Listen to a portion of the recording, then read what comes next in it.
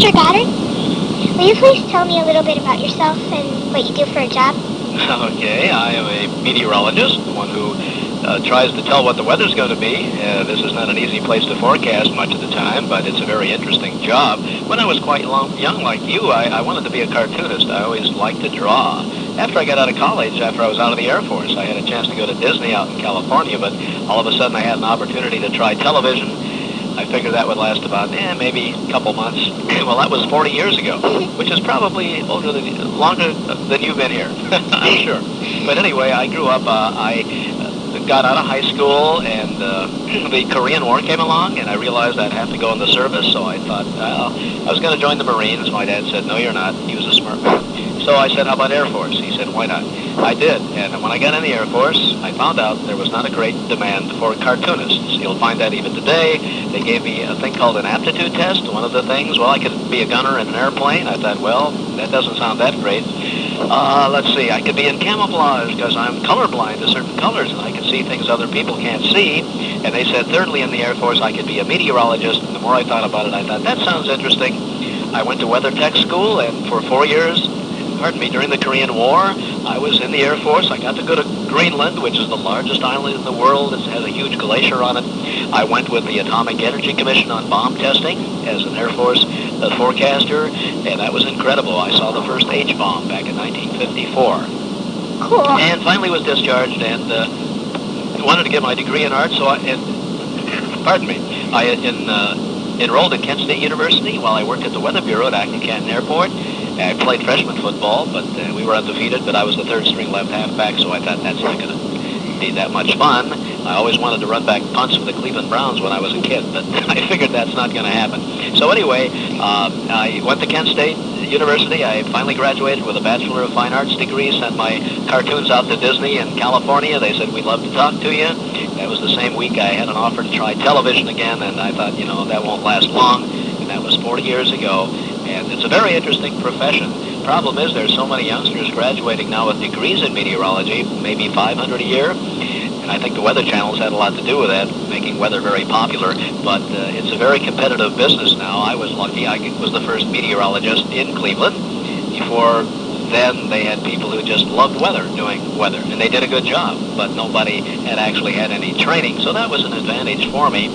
And the weather's very interesting. It's like... a fingerprint. Every day is different, and it's changeable, and if you want to be a great weather person, you wouldn't come to Cleveland, though. You'd go to maybe Yuma, Arizona, where nothing ever happens. It's hard to be a bad forecaster where the weather stays the same.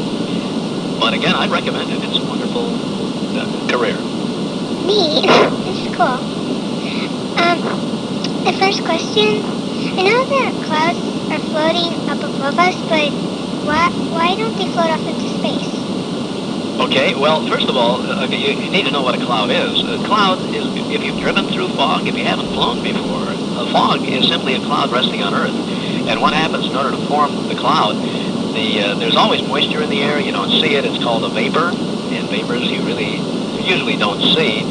And our atmosphere is composed of various gases. And part of a very small amount of the atmosphere is actually water vapor that you can't see. When the humidity gets 100%, all of a sudden, the water vapor really has nowhere to go, so it begins to what we call condense, like in a shower or a bath. You see the steam coming up? That means the little water vapor has cooled to 100% humidity. This is getting awfully technical, but anyway, when the air can't hold the moisture, it condenses into a cloud, and the cloud is so light, I mean, it'd take a million little cloud droplets to make one raindrop. That's why all clouds don't rain. The little droplets have to bump together till they become heavy enough that gravity takes over. But the clouds stay within our atmosphere only up to about 11 miles, believe it or not. That's about like the skin on an apple. That's a good comparison, I think. That's how far our atmosphere goes up, and the clouds simply, because of their weight, stay close to the Earth. Okay. How are clouds used to predict the weather? Well, you see clouds forming. If you see these satellite photographs we have on television, you see them all the time. Wherever you see clouds, the air there is rising because it is the rising air that will eventually cool, and that causes, as I said, the water vapor to condense into little droplets that individually you can't see. You can only see them through a microscope. And you know the air cools because if you're out west, perhaps on a summer day, it's hot where you are, you look up in the mountain, there's snow up there.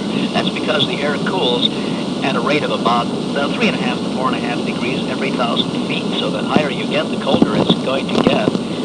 But on a satellite, wherever you see the clouds, you know the air is rising. Where you see no clouds, you know the air is sinking, because when the atmosphere is composed of a lot of different gases, whenever gases are compressed, the air piles up and tends to dry the atmosphere, and that's why you have no clouds where the air is sinking. That's why around these things we call high pressure, the air is very heavy, pressing down, you don't have many clouds. In low pressure, it's like a water fountain. You have just the opposite. Clouds help us, if you see the movement of the clouds, from whatever direction they're coming, you know that is the direction from which our weather is going to be coming.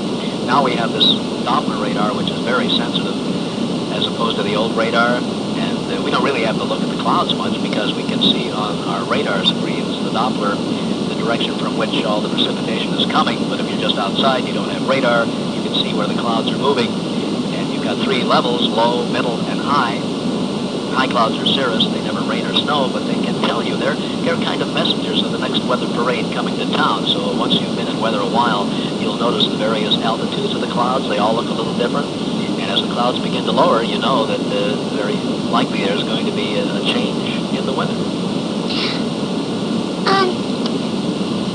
There's this, I read a story, and it said in the 1500s, the houses had roofs made out of thick straw piled up with no wood underneath, called thatched roofs. When it got cold, the animals, like cats, dogs, mice, rats, bugs, would crawl up into the straw roof to get warm. When it rained, the roof would become slippery, and sometimes the animals would slip and fall into the house. The story said that that's where the phrase, "it's raining cats and dogs," came from. I had heard that. That's a good one. I know it's Scandinavia, one of the countries up there, Norway or Sweden, have a lot of those weather legends. And as I understand it, it came from, I think, Norway, raining cats and dogs. But that's a good story. I hadn't heard that, so thank you. Do you think that's true? Oh, I believe almost anything. I'm a weatherman. Well, I hope you get a good grade. If you don't, let me know. I'll complain to the teacher. What's your teacher's name? Mrs. Ryko. Mrs. Iko? Ryko. Ryko. Well, Mrs. Ryko, you're going to give Jacqueline a good grade, or you're going to have a very bad winter. Okay. Thank you. Oh, well, you're welcome. Let me know what grade you get.